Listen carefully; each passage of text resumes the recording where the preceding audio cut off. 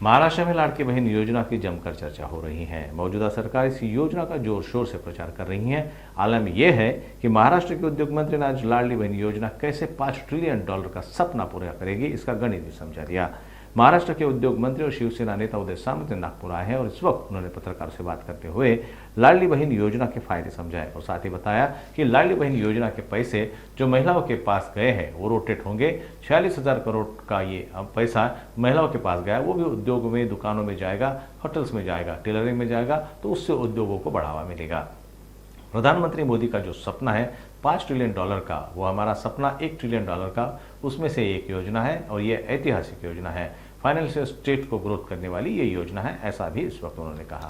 Growth की बात करते हैं तो जो पैसा मार्केट में रोटेट होता है उससे ही उद्योग चलता है, उससे ही व्यापार चलता है। अभी देखो, आज तक जो पैसा महिलाओं के जो लाडली बहन योजना के अंतर्गत उनके पास गया है वो भी पैसा रोटेट हो गया है। अभी कैलकुलेशन आप ऐसा करोगे, 46,000 करोड़ का जो पैसे का विनियोग है वो अगर व्यापार सेक्टर में जाएगा, दुकान में जाएगा, होटल में जाएगा, टेलरिंग में जाएगा, तो उसको उद्योग का बढ़ावा ही मिलेगा ना। इसलिए नरेंद्र मोदी साहब का जो सपना है $5 ट्रिलियन का और हमारा सपना है $1 ट्रिलियन का, उसमें ये जो योजना है वो बहुत ऐतिहासिक योजना है और ये फाइनेंशियल स्टेट को ग्रोथ करने वाली भी योजना है। बहुत से उद्योगी जिनको जमीन दी गई है, जिसमें बाबा रामदेव भी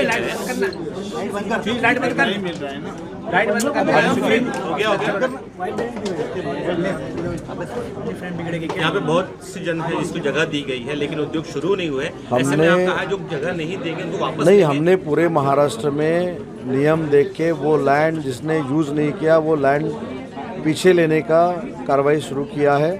इसलिए मेरा कहना है कि यहाँ का भी जो पूर्व विदर्भ और पश्चिम विदर्भ है उसमें भी जो लैंड ऐसी पड़ी हुई थी वो हमने ताबे में लेने की कार्रवाई शुरू की। उसका डिटेलिंग मैं आपको दूंगा।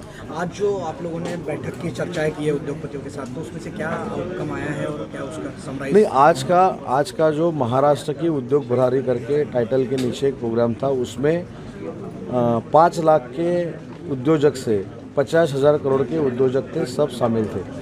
उसका उदाहरण ऐसे जो लॉयड्स वाले थे वो भी थे और जो मुख्यमंत्री रोजगार निर्मित योजना में 50 लाख रुपए कर्जा लेके उद्योजक होने वाला है वो भी शामिल था।